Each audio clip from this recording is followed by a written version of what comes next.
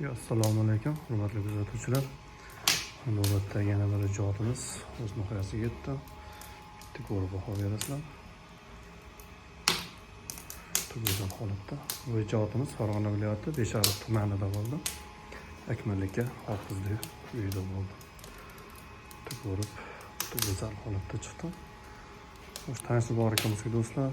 Bitta moyka qo'yib berdik, yoniga rабочий stol qo'yib berdik hamda tandirimiz 22 talik qozonimiz bilan 60 talik qozon.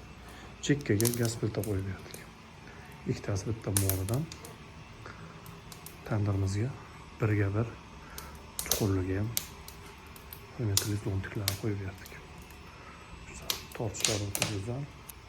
Qizilga qora boslar ekanligi sabab qozonlarimiz erkak holatda chiqdi. Shunday o'ta go'zal holatda. Xonamiz razmeriga kelgan bo'lsak, 3,5 ga 5 metr holatda. Xo'sh, mana qozonlarimizni yoqdik, ko'rdik. Onishlari ozgina e'tibor bermisizlar. Lakladik, qurigan endi qish 1-dekabr hech qurimadi.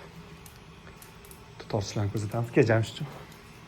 Tortishlarni ko'rasizlar. O'z tutyapti ekan, nima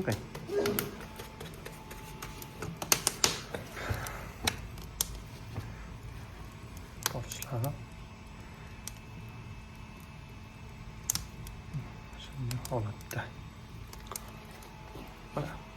Ikkitasiga bitta baravar bu ham tortaveradi.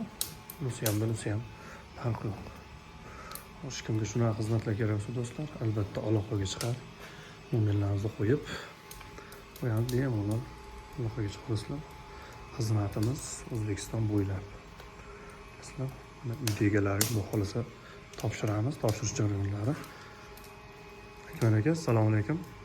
Assalom. Aka, ishlarimizni ko'rdingiz. Ma'qulmi aka?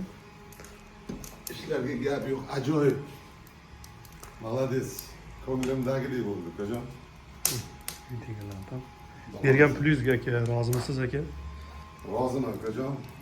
Zo'r. Hamma yoq joyida. Tutaman. Bir remont bo'lsa yana tashlab yuboraman, nima qilasiz? Endi birinchi shundan boshladik, qolgan joylarini sekin joylab olsak yana vaqt tashlab yuboraman sizga. Uy egalari. Молодец, zo'r. O'ylaganlar ko'rmasin, akajon. Aka, sog' Gap bo'lasiz. yo'q. Ko'rdilar do'stlar. Uy egalarining fikrlari. Inshaalloh, Xudo xolasa endigi ishimiz